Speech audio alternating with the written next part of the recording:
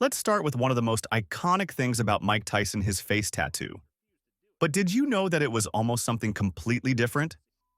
Back in 2003, Tyson walked into his tattoo artist's studio with the idea of covering his face in hearts. Yes, you heard that right, he wanted a face full of hearts. Thankfully, his tattoo artist convinced him otherwise, suggesting the now famous tribal design instead. I thought it was a cool tattoo. I was gonna get a bunch of hearts and I was been the man of hearts, baby. Can you imagine Tyson walking into the ring looking like a Valentine's Day card? This decision might have saved his reputation, turning what could have been a regrettable choice into one of the most recognizable tattoos in sports history. Mike Tyson's physicality was unmatched in his prime, and his famously thick neck was no exception. But did you know that his neck training was so extreme it could have left him paralyzed? Did you ever have neck problems? Like, would you need surgery? Or anything? Yeah, I had surgery in my neck. You know why? You remember when I used to do those rolls on my head? Yes. Those football yes. rolls? They destroyed Bridges. me. Tyson used to perform neck bridges rolling around on his head to strengthen his neck muscles. While this exercise contributed to his legendary resilience, it also came with serious risks. One wrong move could have caused a catastrophic injury, but for Tyson, pushing limits was just part of the game. This is the strongest I've ever seen you. Yeah? Yeah, the strongest I've ever, and I know you since you're 13. You know, I'm gonna tell you the truth, I don't lie. I was worried about him traveling here, traveling there, he's not getting... To this day, his neck workouts remain a jaw-dropping example of his dedication to the sport. Before he was a world champion, Mike Tyson was a troubled kid growing up in the tough neighborhood of Brownsville, New York. By the age of 12, he had been arrested 38 times. From petty thefts to more serious crimes, Tyson's early years were filled with chaos and bad influences. But everything changed when he was sent to a reform school where he met legendary trainer Cus D'Amato. D'Amato saw potential in Tyson and took him under his wing, not only training him, but also teaching him discipline and focus. Cus met me at 13 years old. As soon as he met me and saw me box, he started, this crazy guy. He started planning my whole career and my whole life out. We'll win the nationals, we'll win the local tournament here, we'll win this tournament here, we'll win this one, you'll win the Olympic trial, then we'll get you a heavyweight champion, we'll get $1 million in your first fight as a pro, then we'll get you into the heavyweight championship, we'll build you, we'll fight you constantly, and we'll make you the youngest heavyweight champion in the world. And for some weird reason, I didn't want to appear that I was afraid. And he said, "Are you ready for the job at hand?" And I said, "Yes, I am." But I had no idea he had this stuff. I had no idea. Didn't know. I was so ignorant, and yes, I was an ignorant little kid that thought I knew it all. I didn't want him to think I wanted him to think I was tough. I was only 13, but this guy's 70, so I wanted him to think I was tough. This relationship would change Tyson's life forever, setting him on the path to greatness. At just 13 years old, Tyson was already a force to be reckoned with. Weighing 200 pounds of pure muscle, he looked more like a grown man than a middle schooler.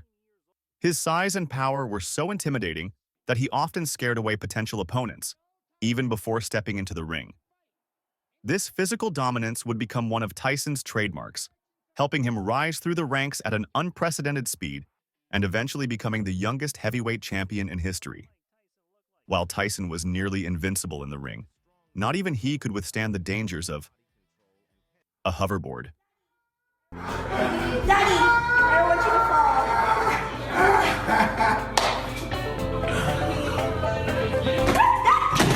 Yes, you heard that right. Mike Tyson was once knocked out by a hoverboard. In a now viral video, Tyson can be seen riding a hoverboard in his living room, only to fall flat on his back. The clip became an internet sensation, proving that even the baddest man on the planet has his vulnerable moments. One of Tyson's most surprising obsessions is his love for pigeons.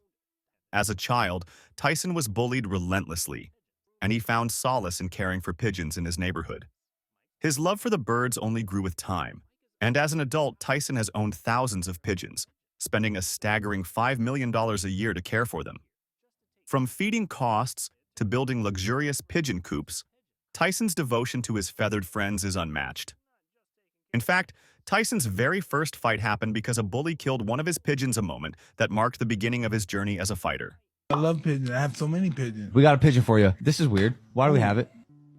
Mike Tyson took 4 grams of mushrooms and is playing with a pigeon on our podcast. I have 500 pigeons. Why? It's my culture. Oh my God! Look at this little pigeon in a basket. This may be summit of the impulsive I swear to God, we're peeking. Most of the time, the babies starve to death because they have small beaks and it's very difficult to feed them. Put my tigers up there. Did your tigers ever hurt anyone? Yeah. Despite his tough exterior, Tyson has shown moments of incredible compassion. In 2014, he saved the life of a motorcyclist in Las Vegas. After witnessing a horrific accident, Tyson jumped out of his car and stayed with the injured rider until paramedics arrived. This act of kindness showed a different side of Tyson, reminding us that even legends can have big hearts.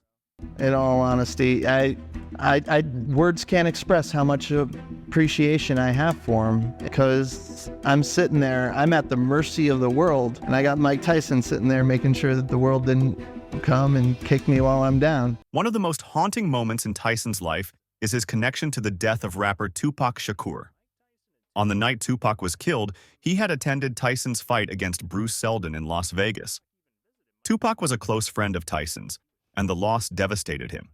How did you feel when you heard the bad news about Tupac? I feel a little guilty, but him coming to the fight, me pressuring him for, hey, bring the tape, don't forget the tape, you know? Tyson has often expressed feelings of guilt, wondering if Tupac would still be alive if not for attending his fight that night.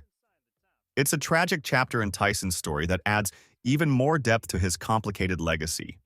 What about when you actually got the news that Tupac had passed? Do you remember where you were? I was in my house, and I